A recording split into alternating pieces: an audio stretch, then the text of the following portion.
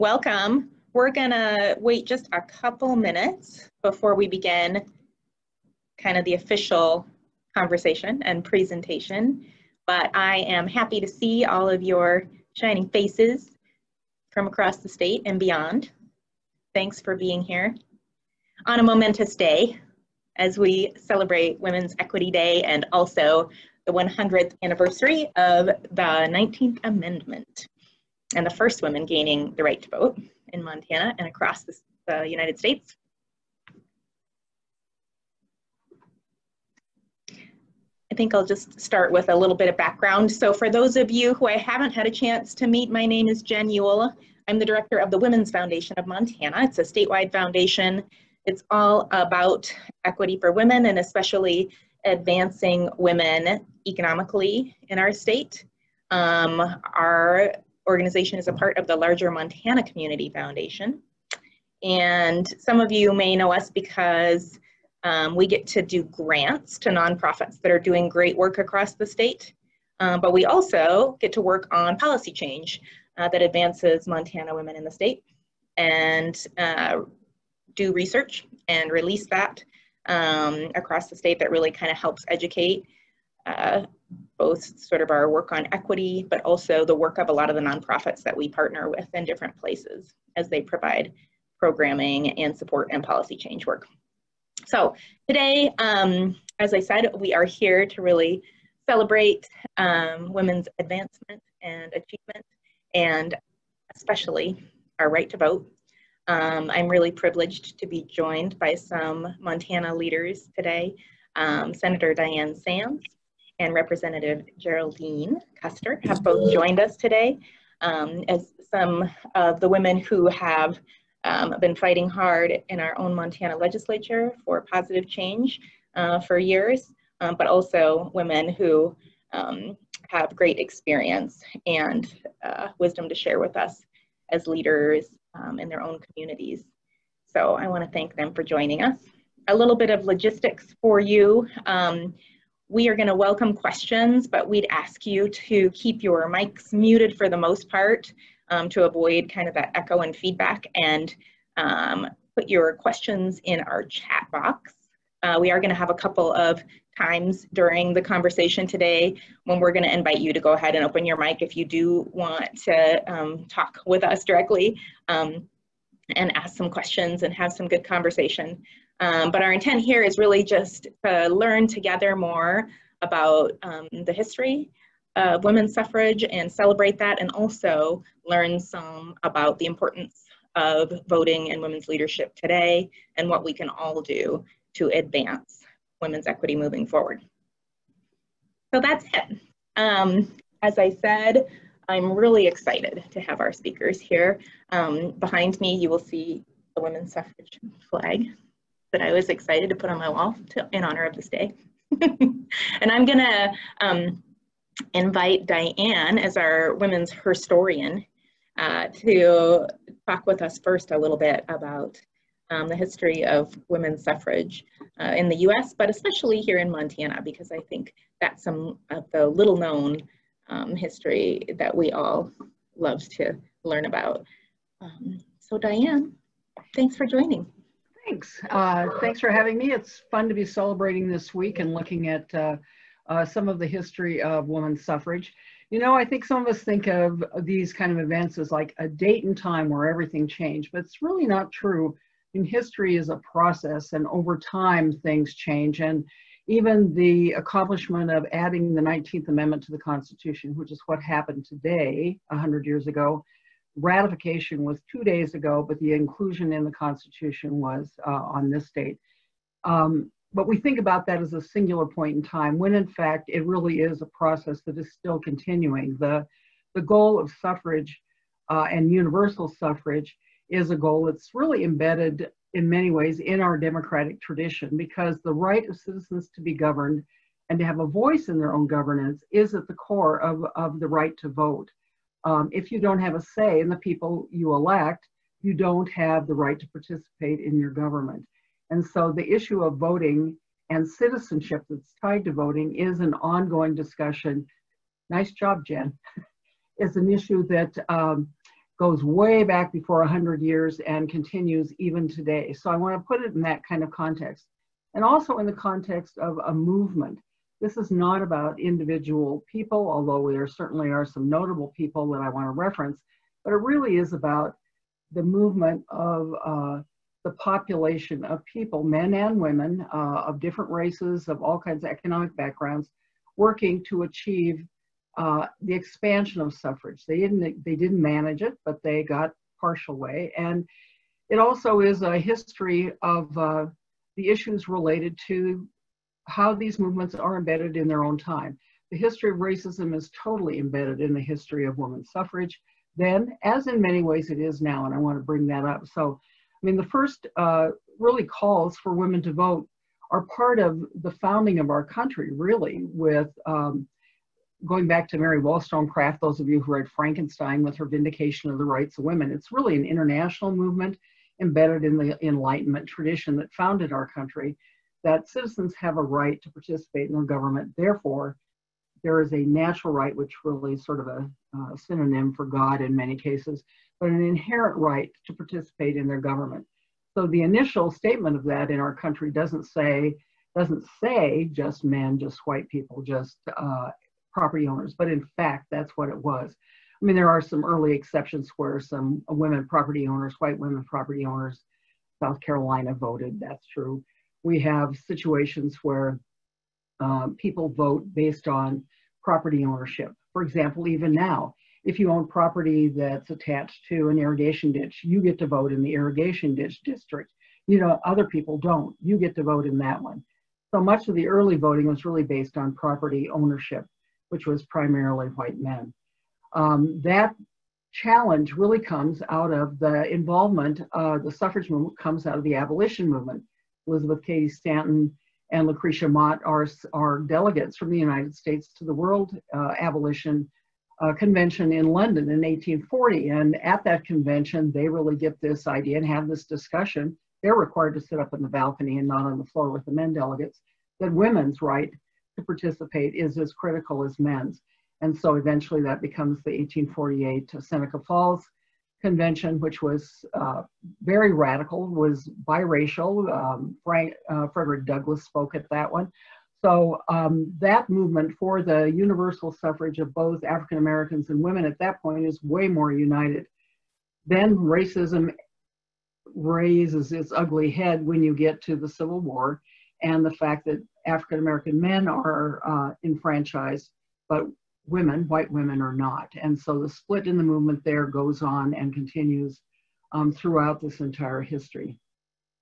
There's not a ton of activity following the Civil War, little bits and pieces here and there. In fact, the first Montana mention of suffrage is the wife of one of our territorial governors, who had been the head of a suffrage organization in Ohio, raises the issue in Montana when we were a territory. Well, there really was no interest in that discussion at that point, but you know, they brought that suffrage idea with them from the East.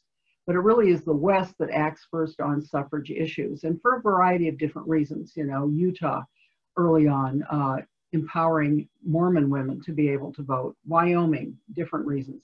But before Montana gets the vote, or wins the vote in 14, we're the 11th state, and they're all Western states, and for a variety of reasons.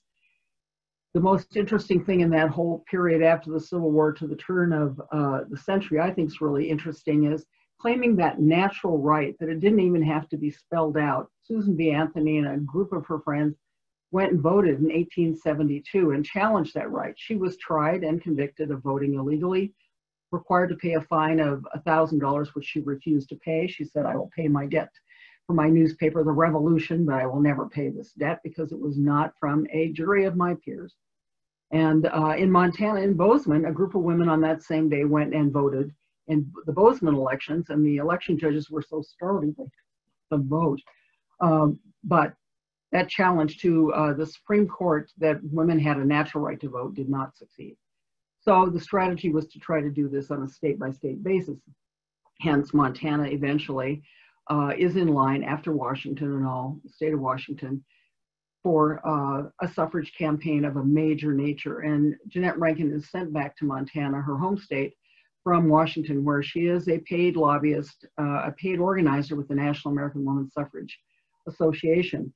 But she joins many other people who've been working on suffrage here, thousands of men and women who are organized in independent, like men's suffrage organizations. The three biggest ones really are the Montana Women's Christian Temperance Union that I was pledged to as a kid. They view, under Mother Willard, temperance or the vote as a tool really to achieve other kinds of social change. They want to, prohibition is certainly one of their big ones, but also issues having to do with sex trafficking for women in that day, equal pay, those issues. They have a broad agenda. The Women's Federation, the National Federation of Women's Clubs, which still exists today, biggest organization of its day, very active on suffrage. And then the Montana Colored Women's Organizations, of which there are 15 in the state, they also want the vote, and the reason they want it is as a tool to use to achieve equality and so work on economic issues. They also working on anti-lynching laws. So it's a broad coalition then that are moving this suffrage issue forward. We also have Native American women that are working on this issue. And one that I want to bring to your attention is Dolly Aker, whom I met first as a fourth grader. She was the first elected official I ever met up in Brockton. And she eventually is our first Native American legislator. But in 1920 and 21, she is very active in national issues, pursuing the Native American Citizenship Act of 1924. So she's a real leader in, again, using the ballot for an agenda. People just don't vote to vote for the most part. They vote because, particularly in this era, the progressive era, they want to create change. And the opposition to this change comes from the same people who also have an interest in specific topics. Liquor industry, huge. In other states, the other real big interest is people who are using child labor or paying women less. One of the first bills that Maggie Smith Hathaway, who's a women's Christian Temperance Union organizer in the state of Montana, carries when she's in the legislature in 1919, first session, two women, Maggie Smith Hathaway and Emma Engels. First bill she carries, besides the national suffrage bill, equal pay for equal work, passes in Montana in 1919. First state to have it in the country. We are still not there. For white women, we're now up to 79 cents in Montana. American Indians still, it's like 50%. So it's really, we're nowhere near achieving that goal that they were working for in 1919. So the vote in Montana, that campaign is long and hard. It is everywhere. Someone said, well, how did they do it in those days where they were so isolated? Well, actually, they're not. The Women's Christian Temperance Union has 202 local unions. I think Glendive even had 2 local organizations. These are embedded in Protestant churches. And those women are very activated. They've got pamphlets, they've got brochures. The train is coming in and out of Montana, bringing national suffrage speakers as well. They are extremely well organized. And they are addressing different parts of the community, whether it's standing on a street corner in a soapbox, trying to convince men in bars to let them vote, which wasn't usually very successful, as Mother Willard found out in Butte when she got her butt kicked by a woman who owned a whorehouse there in the middle of this campaign. But for the most part, they were talking to the regular citizens of their community, convincing men that women, in fact, were entitled to vote. Not because it was a natural right at that point, because politics was so corrupted at that point, particularly by the influence of the Anaconda Company and big corporations, that they believed that women would come in and clean house. So it was a social housekeeping argument, and the women somehow were more morally pure and had brought a different sensibility to politics and had different issues. Well, they did have somewhat different issues than men had, and that was important because as a result of that, almost immediately, well, you get the issue around prohibition, but you also get the setting up under both Rankin and Maggie Smith Hathaway at the state level and nationally, the first organizations that we now consider Department of Health and Human Services, provision of programs for women to be able to, who were destitute or had children and needed care, because women weren't legal persons in the same way they are now. If you were married, you couldn't take out a homestead in your own name. Your single sister could, but you couldn't. You couldn't own property in the same way. There are special laws that allow women business owners to remove her property for that purpose, but in general, women couldn't. Women couldn't even be guardians of their own children because she's not a legal person. So there's a lot of issues that women want to address with the ballot, and they do, in fact, use that to address those issues. And then we have the continuing expansion of the vote then through the Native American, the Indian Citizenship Act, because as citizens you couldn't vote. Well, we see that even today. You know, are we trying to restrict people from becoming citizens and therefore cannot vote? We saw it, and some in Missoula are more familiar with this, with the Japanese immigration population here during World War II, is that the Chinese Exclusion Acts and the other Asian acts of the turn of the century, which prohibited many of them from coming to this country, becoming citizens, owning property, etc., therefore not being able to vote, that isn't actually addressed till after World War II. And then, of course, the more comprehensive Civil Rights Act of 1965, which tries to remove a number of those barriers. But the issue becomes not just also because you have the legal right to vote, can you access the vote? And most of us, I think, know or familiar with the various barriers that were put up over the many years, particularly to African Americans, is the clearest one, of poll taxes and literacy laws. And even, do you have the right identification? In Montana, that became an issue about tribal identity papers. Is that recognized as a legal document? Native Americans really wanted the vote to try to preserve their tribal sovereignty and issues that are very particular to their tribal interests. But is their ID recognized? Access to the vote in Montana, then to carry it more forward, became an issue around redistricting. Did your vote then count equally with everyone else's? And if you were doing gerrymandering, which is really notorious in a lot of large with African American populations, but in Montana, that had meant that there had never been the ability to congregate this community of interest, Native American voters, enough in a legislative district that they could actually elect one of their community to be a member of the legislature. And that was challenged by Janine Pease, and it was relative to a county commission race in that case. But in the end, what it amounted to, it's the reason we now have 11 Native Americans in the Montana legislature, one of the highest percentages in the country, because of that court case that required in redistricting, which is going on now based on the census, allows Native Americans, who are the majority population in an area, to have a chance at electing someone who represents their community. So this is an issue that's continuing. It is not an issue that just happened 100 years ago and then all is fine. It continues to be an issue. And even for the major suffrage organizations, the Women's Party, led by one of our Montana women, in fact. You all know Jeanette Rankin, first woman elected to Congress in anywhere national office in the world. Well, Hazel Hunkins from Billings went over to the more radical side, the activist Women's Party, chaining themselves to the White House and being thrown in prison and force-fed. That was one of Hazel's activities. Well, that group immediately after the war, or World War I, and the achievement of the 19th Amendment, called for the Equal Rights Amendment, because they realized that just because you had the right to vote did not give you equal rights. And so that battle continues today, and we're now in various court cases to see if, in fact, even after all these years, we can convince a couple more states to vote for the Equal Rights Amendment and actually get that in the Constitution as well. These battles continue, and right now I know Jerry has things to say about, you know, on the Montana level, what it takes to actually make sure that everyone's vote gets counted, everyone has access to a ballot, everyone has access to the voting process. So the battle goes on. It is an imperfect victory, but it was in fact a victory, and one that I know still gives me chills when I think about it, and particularly around the issue of, you know, one vote matters. I had somebody yesterday ask, does it really matter who I vote for? What's the difference? You know, one of my elections was won by 35 votes. I have a friend who won by 3 votes. But one vote does matter. And in fact, the 19th Amendment was achieved really in the end by one man, a young representative in Tennessee, the last state to ratify, who was against ratification.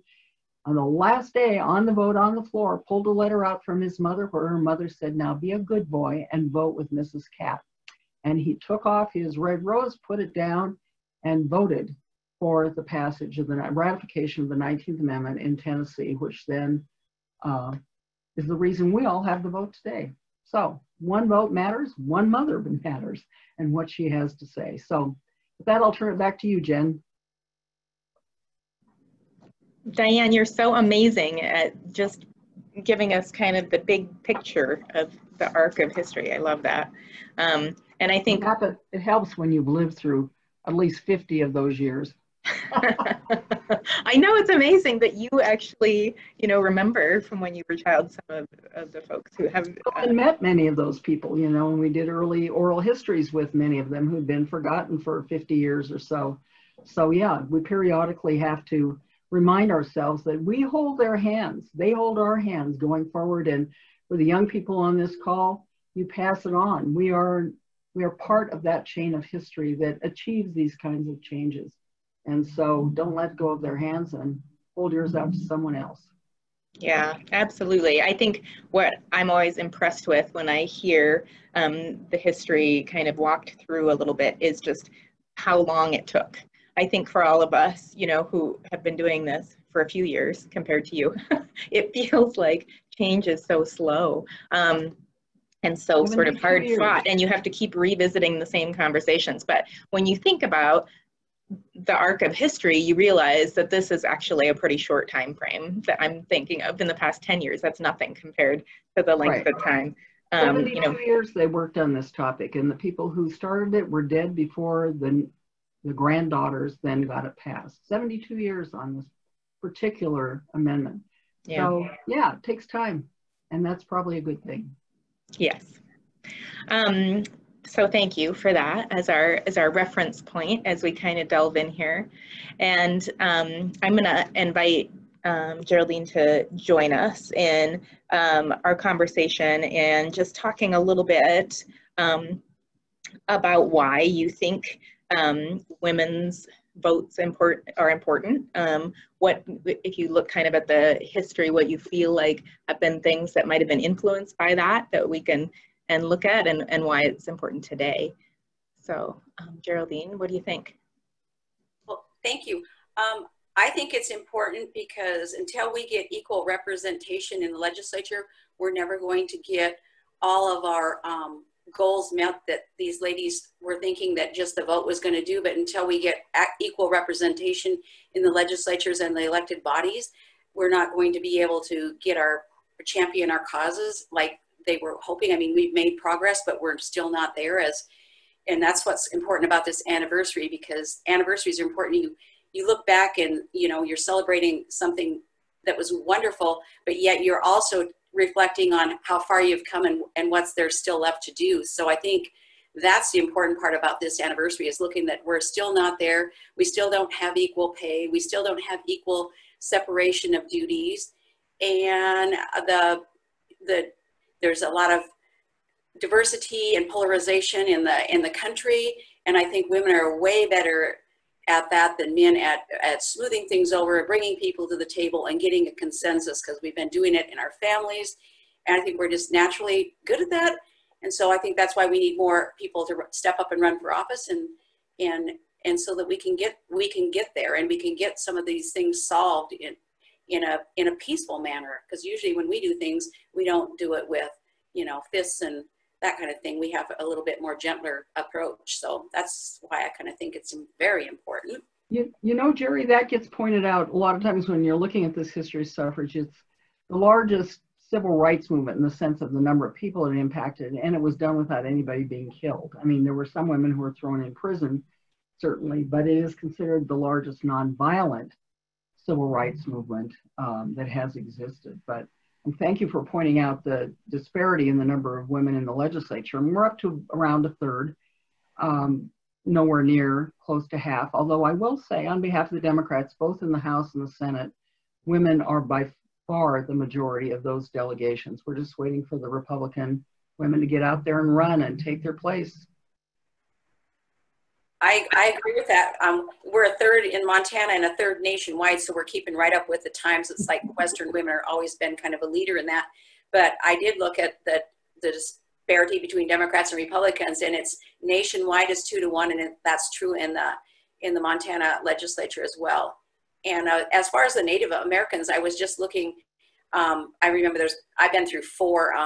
In my past life, I was an election administrator, so I've been through 4 redistrictings in my career. And I did know, and they used to complain about the fact that these districts were primarily Native American, but we finally did what we were planning to do, because there's 7% of the population, and actually there are 7% of the legislators that are Native American now, so it worked the way it was supposed to. So that is good. And I think we should applaud Geraldine and all the other women mostly women who've been our election officials. They really have been amazing. They are, for anyone who has a question about commitment to the democratic process, women like Geraldine and all who have run these elections, I mean, they are meticulous. And it is an extremely complicated system, really, to run elections for people. For example, in the last, I don't know, when was it, Jerry? We extended the ability, really, for people with disabilities to be able to vote privately. I think that was HAVA money. So we have machines that specifically allow someone who might have a hearing or a visual disability to be able to vote privately, cast a secret ballot. Very important.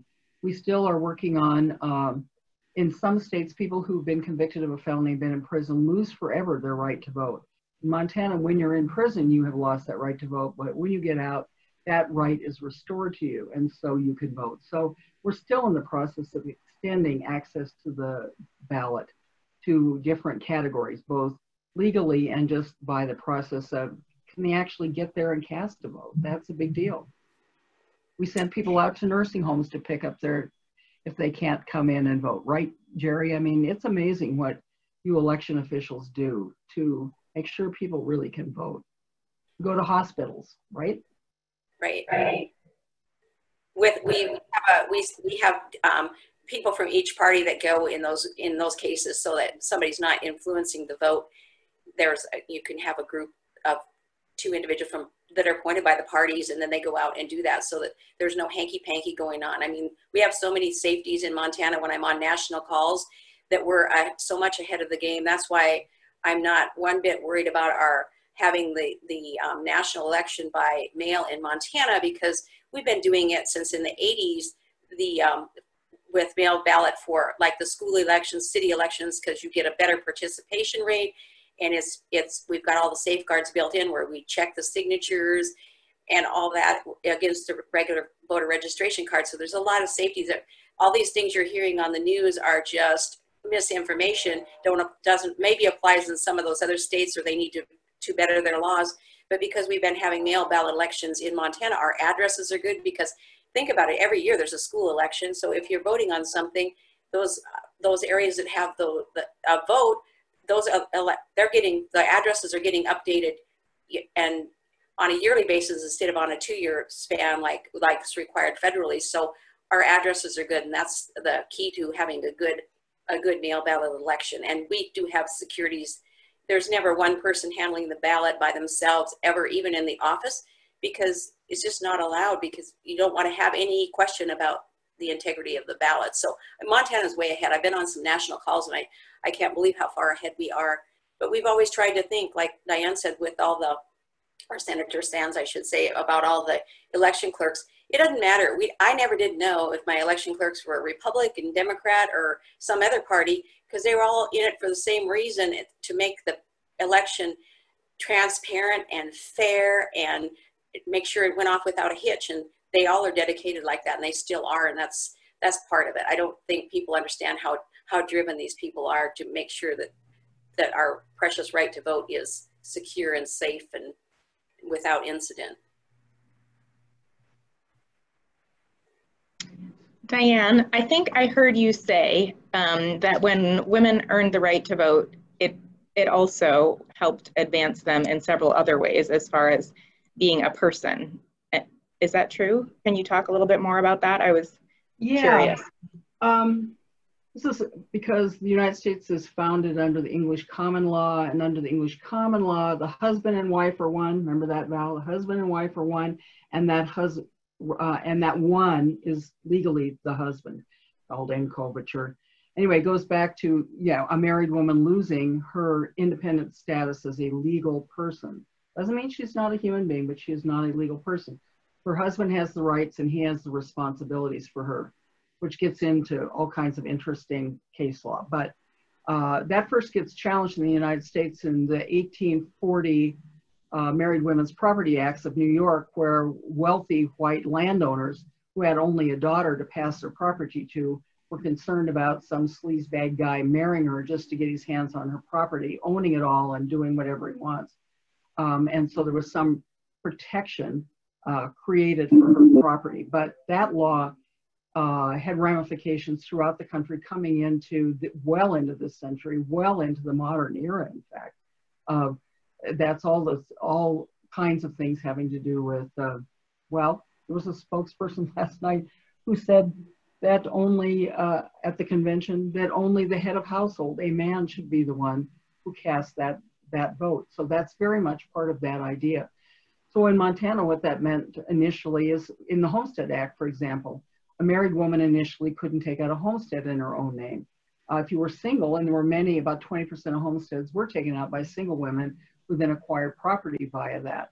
But a married woman could not take out a separate homestead. So, you know, there are a lot of practical ramifications to that. And so, you know, that was the concern of the prohibitionist is, you know, men came off of work, might go to, there were bars in every corner, alcoholism is still a huge problem, and we know that. And then if he drank up everything or whatever, or took her, whatever her estate was or her property was and sold it, she had no recourse. And so here she could be a destitute person. So the need to both kind of control the liquor industry side of it, but also to try to create a system of support for indigent women. Now, of course, they were very picky about usually who they considered worthy of that support, you know, that she had to be upstanding and moral and yada, yada, yada. But it was part of that concept then that there was a social responsibility to provide care for that. But in addition to that, the Women's Christian Temperance Union, I know we're up in Kalispell, I remember reading about they're going into the jails and trying to work with women who've been convicted of prostitution because they recognize that crime as being an economic crime for women who couldn't make a decent living doing anything else. So they're trying to teach these women who've been convicted of prostitution how to sew, you know, which, you know, was probably a dismal failure, and the class differences and everything else were not really aligned well. But they did recognize that, you know, women were driven to things like prostitution for economic reasons because they did not have equal access to employment with men in society. So that issue has been with us a long time, and when we're still countering, we still don't have equal numbers of women and men participating in many of our emerging fields. And that's one of the contributions certainly to the overall discussion of equal pay for women is not only are women, not always, it's usually not blatant, but sometimes it is, women paid the same as men. When my mother went back to work after having her kids, the school system paid her half of what they paid my dad as a teacher. That's what drove Maggie Smith Hathaway, who was a teacher back in 1919, is, you know, that here was a woman teaching and not being entitled to equal pay for doing the same work. And that's why that law was passed in Montana. It was a crime not to pay women what we paid men. Well, we still don't really accomplish that goal, but it's still one ahead of us. So gird your loins, ladies, we got work to do. Loins are girded. Well, we seem to get past the legislation.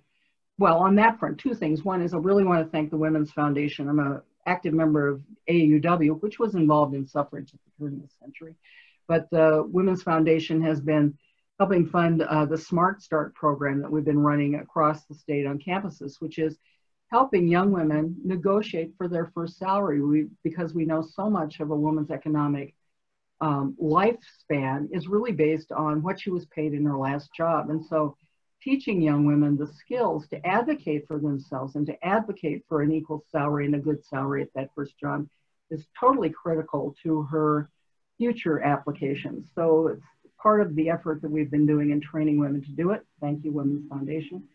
And then we've had legislation, and perhaps Representative Custer, I don't know if you serve on these committees, but trying to get that box off of job applications so that, you know, if your prospective employer asks you as a woman, how much did you get paid for this job? $20,000. They ask a man for a similar job and he got paid $30,000.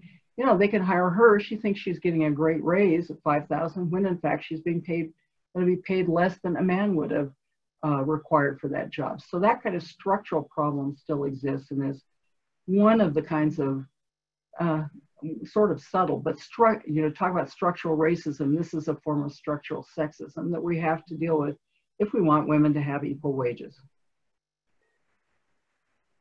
Yeah, I want to talk more about the challenges now and next steps. But before we get to that, I had one more question. One of our participants wanted to know if there are still blue laws on the books that restrict women's rights in Montana. Do you know what she's referring to? Blue laws in general were designed around sexuality issues, and they mostly come out of the East Coast. I don't think we do. We have actually, after the Montana Constitution, as you know, is also the achievement coming out of the League of Women Voters and AUW, who in the 60s really looked at the issue of our very outdated Constitution and thought we should have a new and modern Constitution. And so they really organized, God bless the League of Women Voters, they are the descendants of the National American Women's Suffrage Association, became the League of Women Voters. So their job was to educate women about voting and issues. And they would study an issue for 2 or 3 years before they take a position. So they studied and decided that the modernization of Montana's government needed to happen, and for that there needed to be a new constitution. So they literally organized across the state with legislators at the time to get them to put on the ballot to call for a constitutional convention and to elect delegates. Well, of the 100 delegates, 19 of them were women, and about 15 of them were League of Women Voters women or AUW women, and some business and professional women. And they went into the CONCON with clear agendas on things around equity and education. We all know the clean and healthful environment came from them. Indian education all came from them.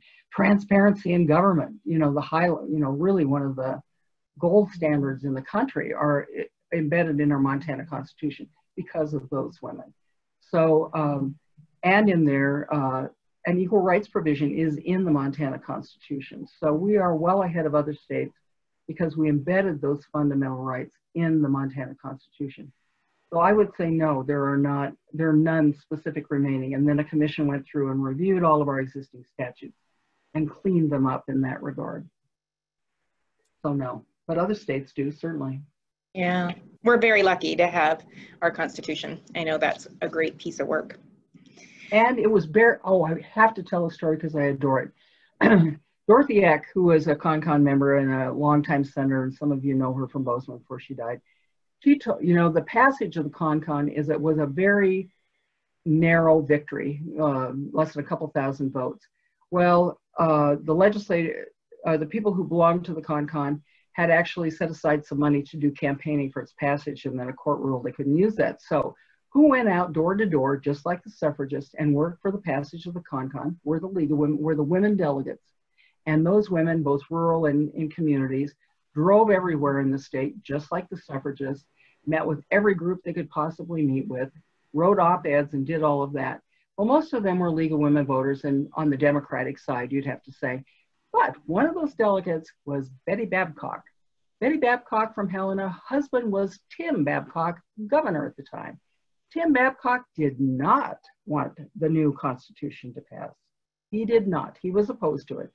So one day he was over at the governor's mansion having drinks with his friends, and Betty, as the dutiful wife, was serving drinks and food and snacks and all the things you do, and just listening. And these guys were plotting and planning how they were going to make sure that the Constitution did not pass.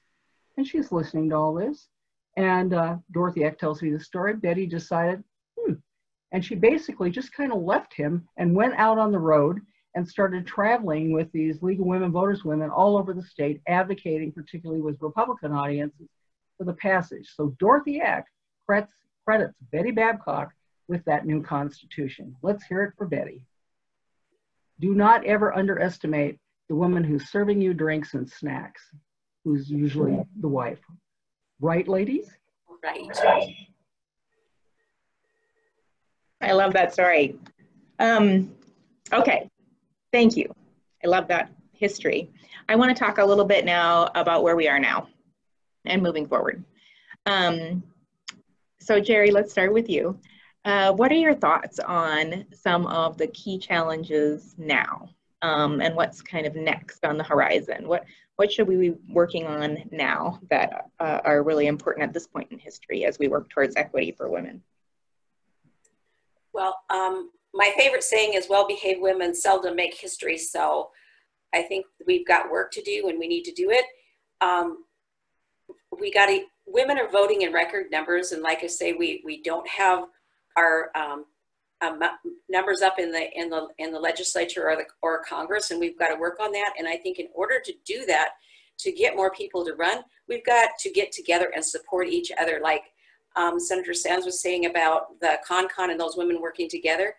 I can see us doing that at the state level, and there's starting to be some more leadership groups emerging in the state that are just like that. They don't care what party you belong to. They're just out there to be supportive, get to know them, and help women to, you know, to learn how to fundraise and that they're good enough, that women are enough. Because sometimes I think as women, we don't think we're enough. We think we have to be better educated, more up on the issues, and a guy will just up and decide to run for office because of his ego, that he knows he can do the job. And I think we sometimes need to be asked, and we sometimes need to be shown our positive qualities, and that's why sometimes we don't have women running. Sometimes they just need to be asked. And that's true of the parties that go out and recruit people, or just the groups that we belong to. I think sometimes they promote men to, you know, like be at the chamber or whatever. I think we need to get into more groups, no matter what they are, volunteer. Then we get a broader variety of people that we meet that could help fund us. Then we're making a difference from grassroots level on up. And that's how we build our base. And we got to do that more. And we do have some, like I say, groups are starting to form, and I think we're getting there, but we've got to get with it, and it takes money. And that's the thing. I think a lot of times the men are more well funded because just the people they know in business have more access to funds and are not afraid to spend them. Like we're always, I think, this sounds funny, but I think women always, I see it from going to the golf course. If there's something comes up with a family, they skip golf. And men do not do that. Same thing about funds. If something comes up, you know, to fund your campaign or something, and something comes up in your family, you would do that, and you would not fund your campaign. And that's, I just see us that we're still taking care of the family and doing that, and it gets in the way sometimes of our, you know, promoting us and getting us out there.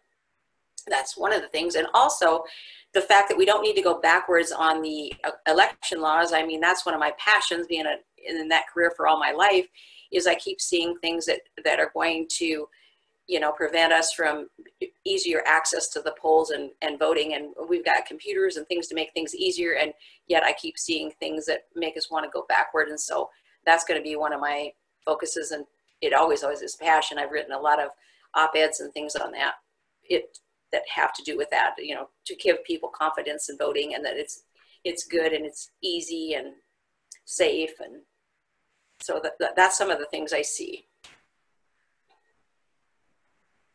Thank you, Jerry. Yeah, definitely. I feel that, you know, sort of the power of more and more women gathering and working together and supporting each other in some of these different organizations as well.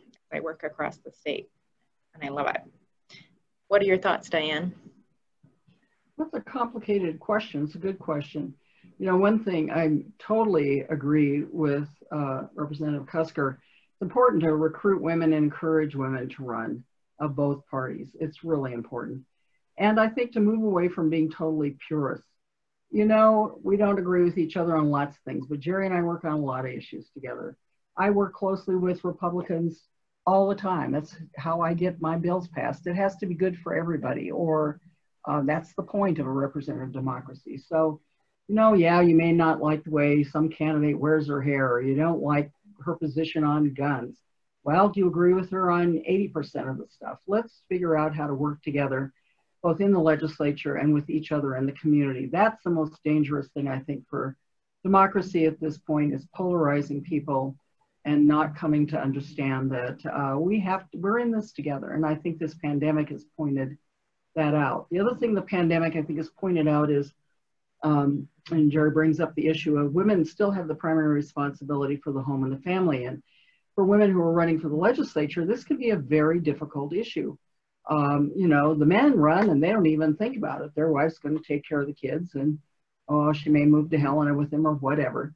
But for women, they have to think about, well, what's going to happen to my children? They're in school in TUDOT and I'm going to be in Helena. How do you accommodate that? And so that issue is important. We do have now some young women who have Kim Dudek, who actually gave birth over the weekend for one child during the session. That's a good role model, but it's tough, particularly if you don't have the financial resources to be able to hire somebody else or someone to take care of it. I love one of the best things coming out of the pandemic is men spending more time with their children and coming to appreciate more how wonderful it is to be with your kids, and that that's a priority that needs to be more important, and the sharing of the responsibilities of family. Thank you, feminists, for that. Is that you know, families have two parents, and it's important that they both be supportive. And then if you're a single mom, you know, having to figure out how to do that as a candidate or as a legislator is tough, because people expect you to be available 24/7. They expect you to put everything to the side. And the reality is we're whole people, and we have whole lives, and we have families and other obligations.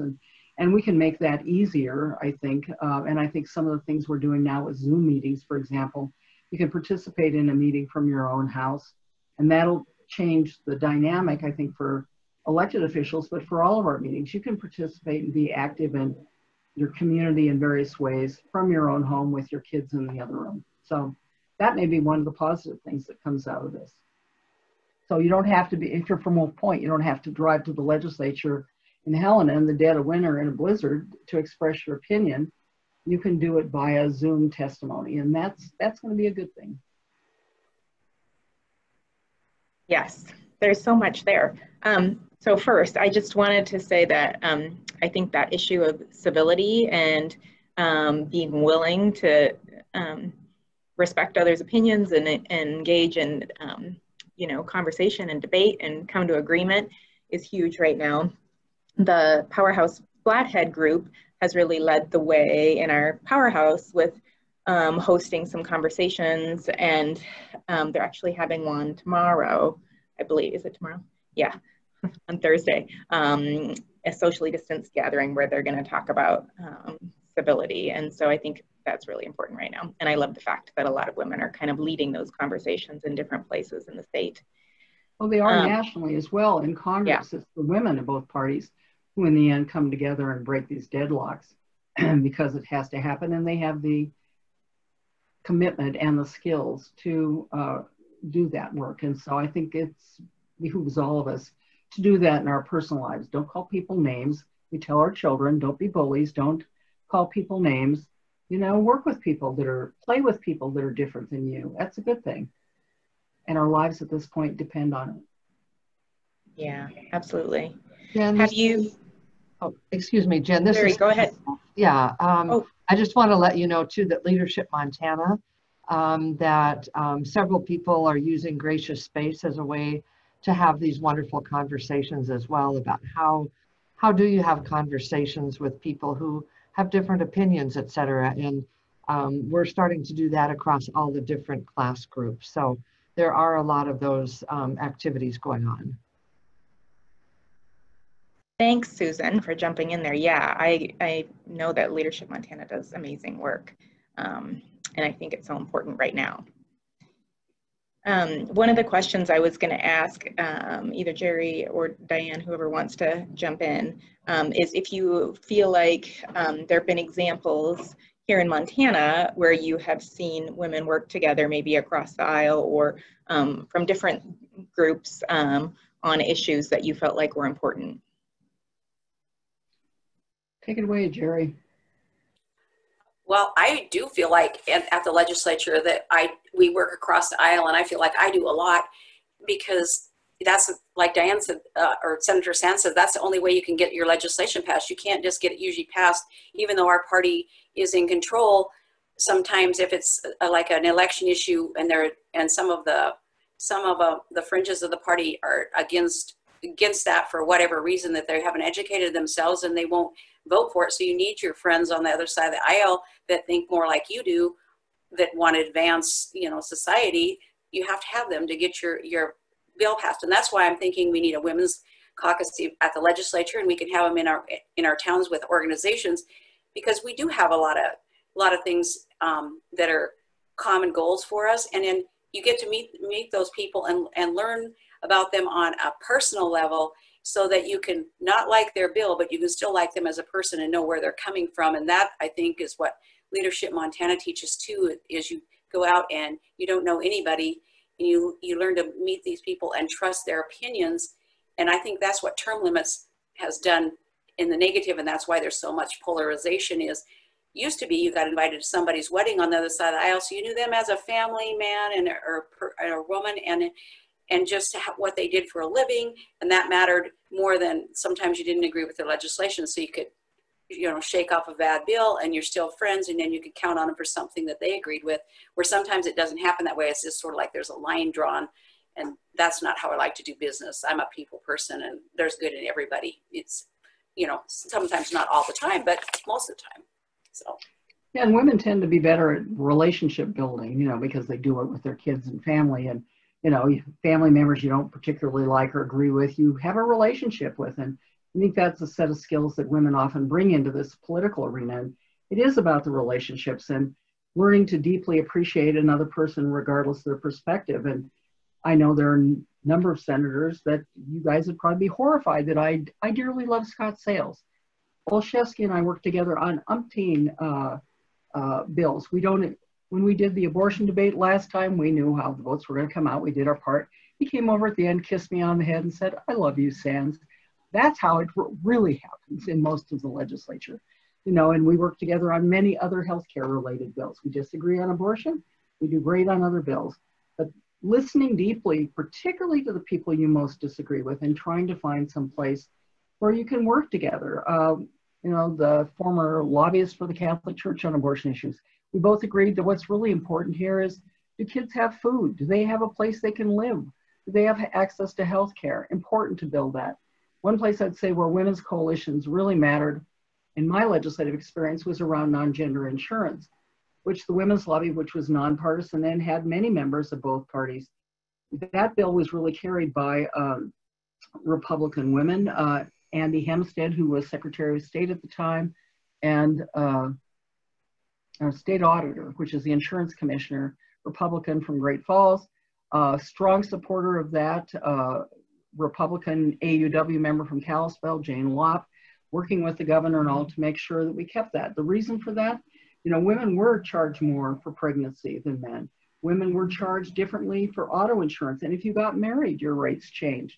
You were charged more for, you might be charged the same in annuities, and then when in the end you tried to claim it, you were paid less than men. So across the board, there was a structural issue. And I think that's one place where we've kind of moved to a better place is, you know, a lot of these acts of, whether you want to say them discrimination or whatever, that show up when you're measuring these things are not just these individual acts, just like we are now, I think, acknowledging there is something called structural racism, systemic racism. There is systemic discrimination against women.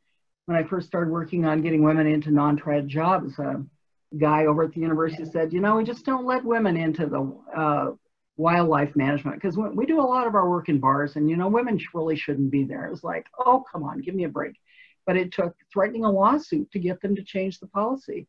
When I started in school, there were quotas at the law school. There were quotas in medical school, et cetera. So we've come quite a ways with some of that, but we have to realize that a lot of that problem we still have with equity for women is kind of built in at a structural level, and we need to be thinking about that, you know, which goes to the issue of what's allowable in a job interview, what's allowable on that application form. All of those do end up having an impact in the long run. If you're paid less for that first job, it adds up over time. It means that by the time you're paying off your student loan, it takes you on the average of 3 to 5 years longer to pay off a student loan than a man in a similar situation. Accruing enough money to have assets to buy a house, it takes you longer. You are going to be paid on the average $1 million less over your lifetime. It has a huge impact when you retire at a lower wage level. When you take time out from the workforce that's not compensated by some kind of family leave. So you retire, women retire poorer with less money and less assets than men do, even though they work their whole lifetime, et cetera. And it's a structural issue that is built in there. And we still have not addressed that issue, but it's one women, regardless of party or background, understand. And so we need to always have those alliances working together to try to address them, because they're not particularly, it isn't that men are horrible about it. It's just that it's not a priority oftentimes for them. So that's why having women in equal numbers in the legislature to work these things through, it's important, just like it is important to have Native Americans there, because they're differently impacted by these issues as well. Why do we have 30% of our prison population, even the women's prison, being Indian women? Well, partly there it's because there aren't enough adequate resources in Indian communities for women who are battered. And so they have very few resources in some cases to address their problems in a very different way than in the white communities in the neighboring areas. So there are structural issues still throughout the state of Montana that we need to work on. Thanks for the question, Jen. Of course. So we only have about 10 minutes, not even, I think. And so I promised we would talk about what people could do if they're on this call and they're hearing about the history and the challenges still today, and they want to know, what can I do to help move women forward? I'd love to hear each of your takes on that question. Should ask them. They're the ones. I mean, I see a list of names here who have great deals of competency and are doing all kinds of interesting things that work on it in their area, whatever it is. And it changes over your lifetime, you know. When you're a young mother, it's probably related to your kids. It may be related to the school. When you get older, it's related to your profession, probably. When you get older than that, it's going to be about your retirement and Social Security issues. There's plenty of work to be done in any area you can name.